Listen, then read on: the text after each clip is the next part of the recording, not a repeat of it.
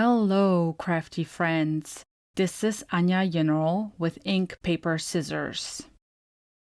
Today, we're talking all about alcohol markers, specifically my experience using Ohuhu markers, and I'll be creating 4 handmade cards on screen for you. I actually have 5 finished cards to share, but you'll see me create 4 of them step by step in this video. I have been a Copic marker lover for a long time, like many card makers and colorists out there.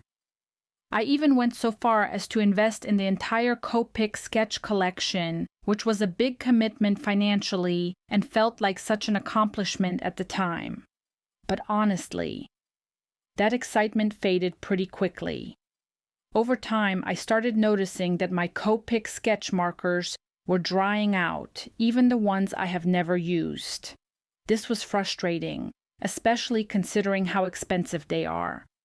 Interestingly, I haven't had this issue with the Copic Chow markers, only the sketch version. But still, it made me hesitate to keep pouring money into a brand that wasn't holding up the way I expected. So maybe a year or 2 ago, I decided to take the leap and try something new. Ohuhu markers. And let me tell you, I went into it with low expectations, but I was honestly blown away. I absolutely love their brush tip, and one of the best things is that you can buy the brush and fine tip versions of the markers. In my opinion, the brush nib on the Ohuhu markers is actually superior to the Copic brush nib. It's sharper and more tapered, which makes it much easier to get into small, detailed areas when coloring. And having the fine tip on the other end is super handy, perfect for adding small dots of color, working in tight spaces, or getting more control when you need it. And of course, the price point is unbeatable. At the time I'm filming this, you can purchase the 320 marker Honolulu B set for under $300, which breaks down to less than $1 per marker.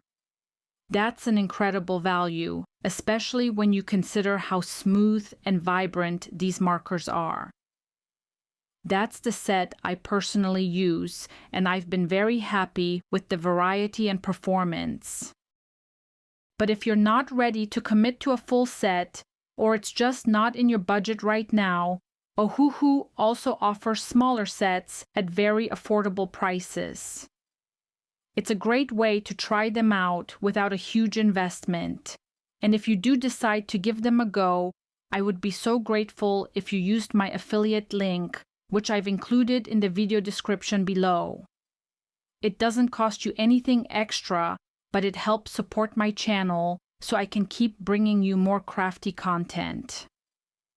Now, when you order a set of Ohuhu markers, you're not just getting the markers. They come packaged in a durable black zippered carrying case, which makes it easy to store and transport them.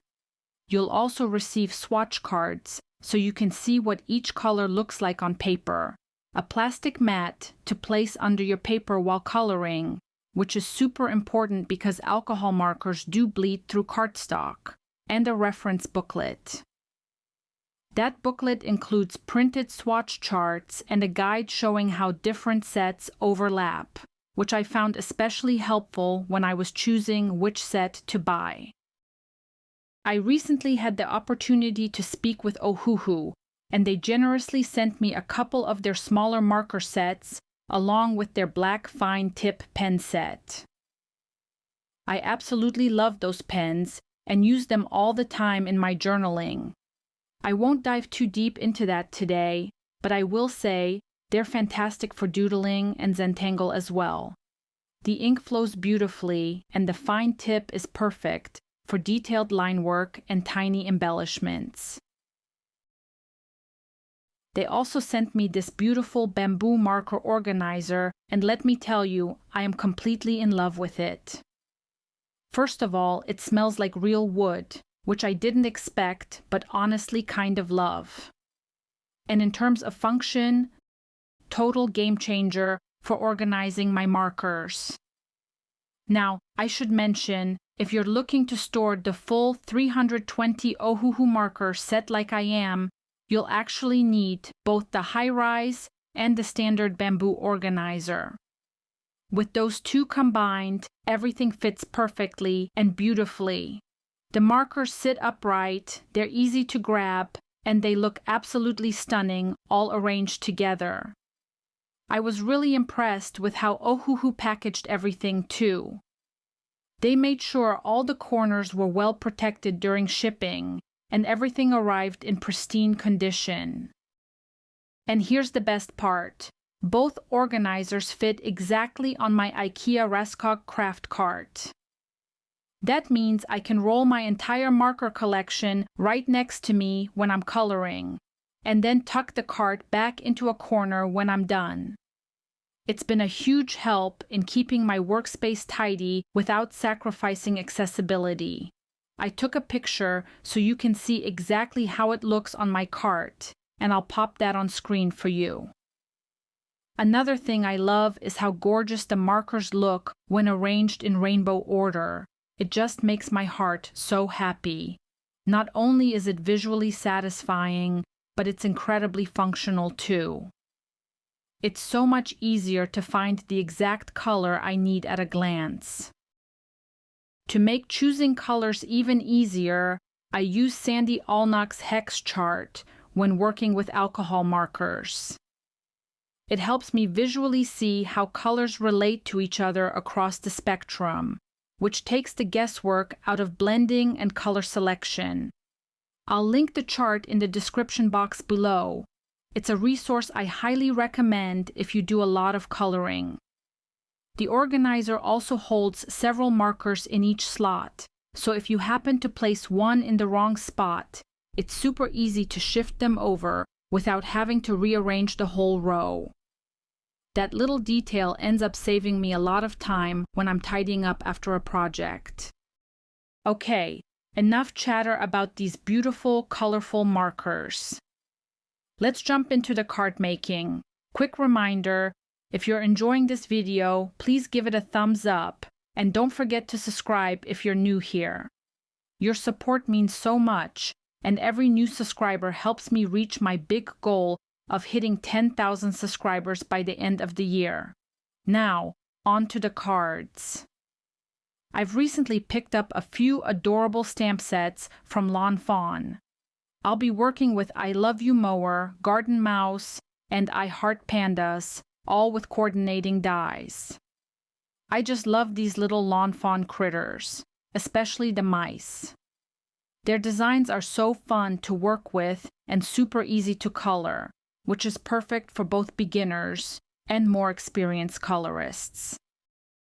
I'm starting out by stamping all the images onto Neenah Classic Crest Solar White cardstock using Memento Tuxedo Black ink, my go-to combo for alcohol marker coloring. Once everything is stamped, I'll move on to coloring with my Ohuhu markers. I'll play some music so you can relax and enjoy the process, and I'll display the names or numbers of the markers I use right on screen in case you'd like to follow along or recreate the same blends. I'll be back shortly to walk you through how I turned these adorable images into finished cards.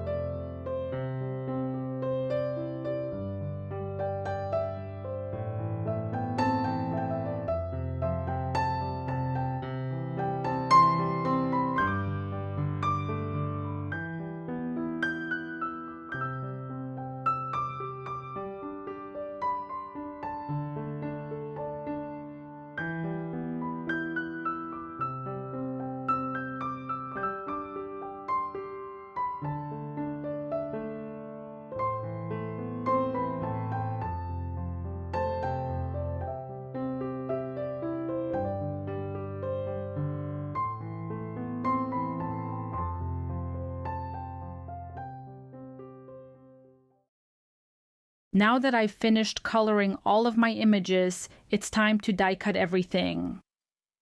One of the things I absolutely love about Lawn Fawn dies is how thoughtfully designed they are. They include coordinating dies not just for the main characters, but also for the tiniest supporting elements in the stamp sets, like hearts, tools, flowers, or even little speech bubbles. It really helps bring a scene together without having to fussy cut those small pieces. As I cut out my images, I placed them all into my scrapbook.com tray. This little tray is such a handy tool.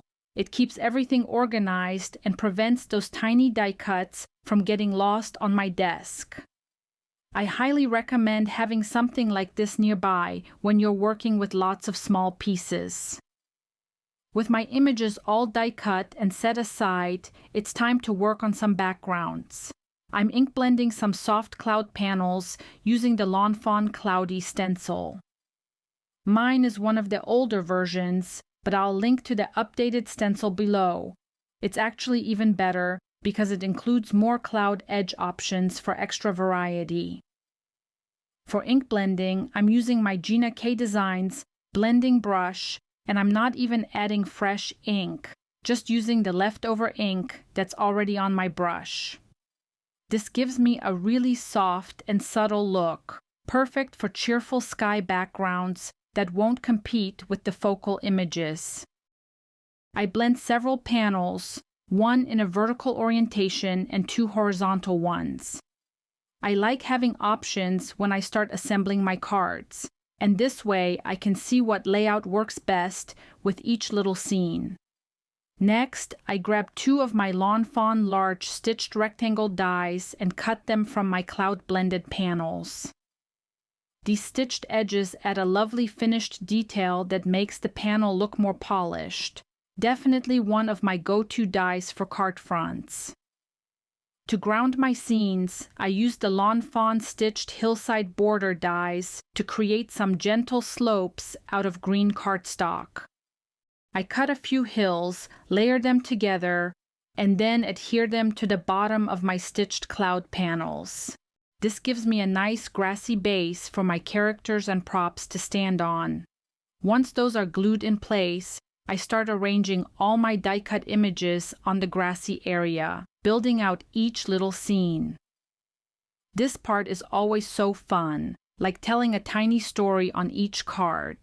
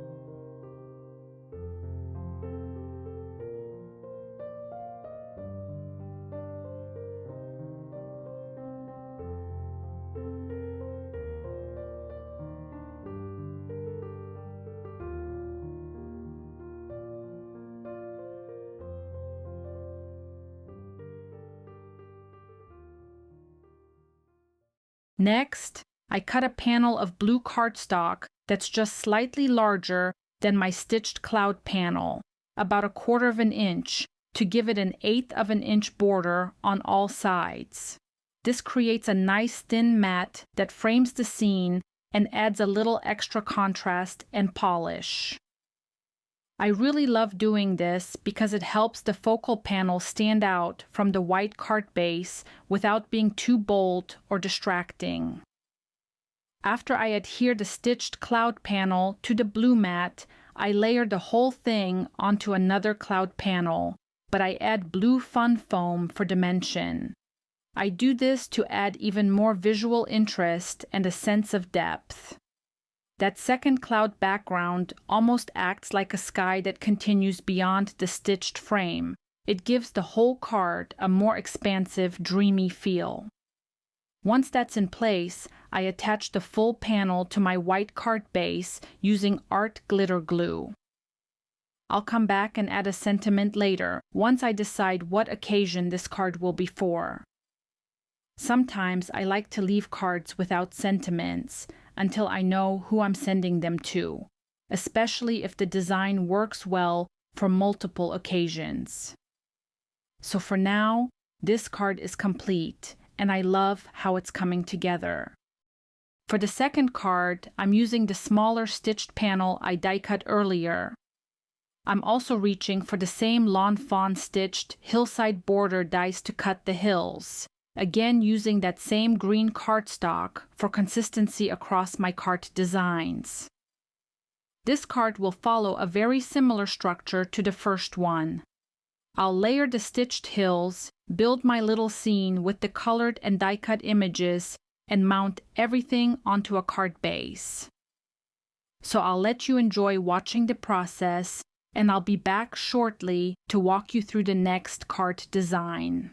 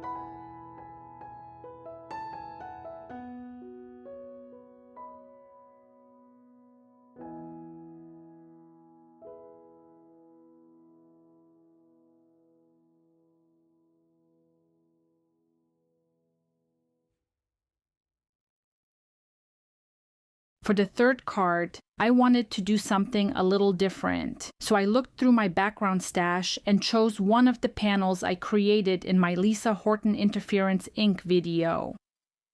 These backgrounds are so unique and shimmery. They really add something special to a simple cart design. To add a bit of extra detail and interest, I used a scalloped edge die from my stash to trim the bottom of the panel. Unfortunately, this particular die has been discontinued, but I'll link to a similar option by Pretty Pink Posh that gives you that same decorative edge. Next, I adhered the scalloped panel to an A2 card base. Because the background had a bit of warping, common when using mixed media or specialty inks, I placed a heavy book over the card for a few minutes to help it lay flat while the adhesive dried. Then I reached for the stylish ovals die set by Spellbinders and chose a medium-sized oval to die cut from white cardstock. To tie everything together, I lightly ink blended the same soft cloud pattern over the oval using my blending brush, just to add a bit of sky without overpowering the scene. From there, I die cut more grassy hills using the same Lawn Fawn hillside border dies and green cardstock. I adhered at the hill to the bottom portion of the oval and used my scissors to trim along the edge so it followed the oval shape perfectly. Now it's time to build my little scene. I brought in a few more pandas from the Lawn Fawn set and arranged them on the grassy hill. I decided to offset the oval slightly, trimming off one side and adhering it right up against the edge of the card front. I love how this creates a grounded focal point and adds some asymmetry to the layout. To finish it off, I stamped a couple of small sentiments directly above the pandas. That extra touch of text adds balance and a bit of storytelling to the scene, and with that, this card is complete.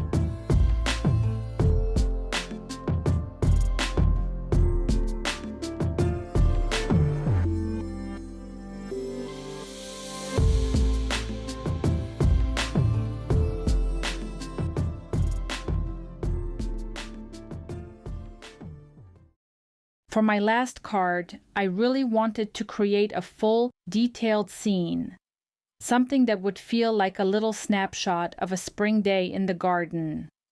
I started by die cutting 2 grassy hills using the same Lawn Fawn hillside border dies and some green cardstock.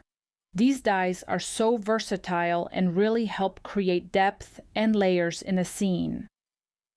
Next, I grabbed one of the horizontal cloud backgrounds I had blended earlier. To give the card a finished, polished edge, I used the large stitched rectangle die from Lawn Fawn to cut the background down to size. That stitched detail all the way around adds a really nice frame to the whole card. Once that was ready, I adhered both green hills onto the card front, staggering them slightly to create some dimension and the look of rolling hills. This layering helps ground the scene and makes it feel more dynamic.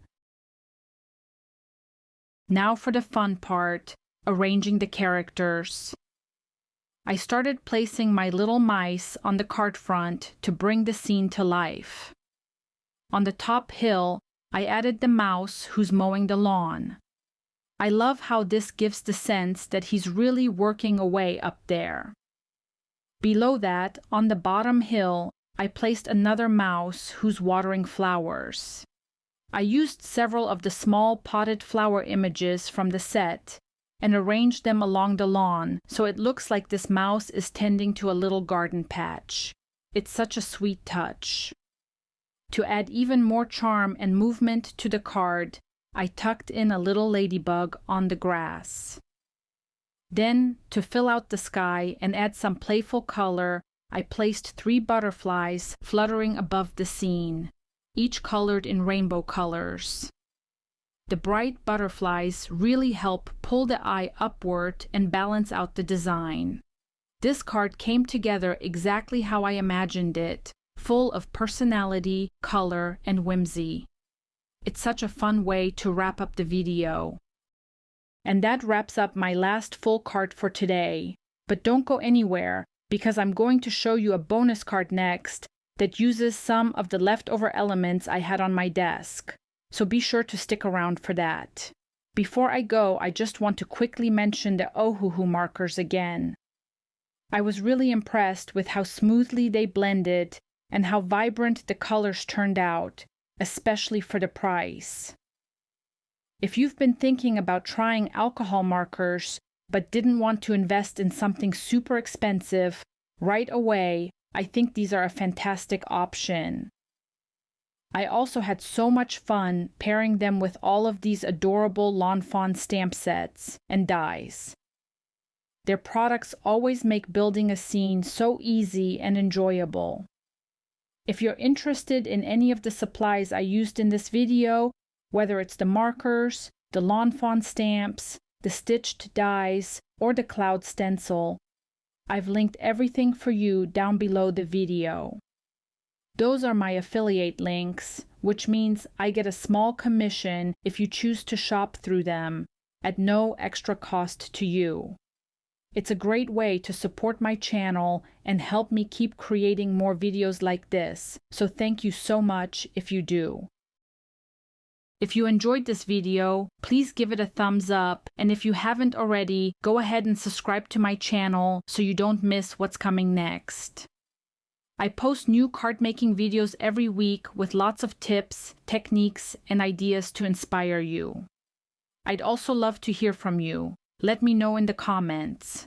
Which card was your favorite today? And did you like the format of this video, where I made several cards using the same colored images? I'm always curious to hear what you enjoy most. As always, thank you so much for spending some time with me today. I hope you feel inspired to go create something you love. Until next time, happy crafting.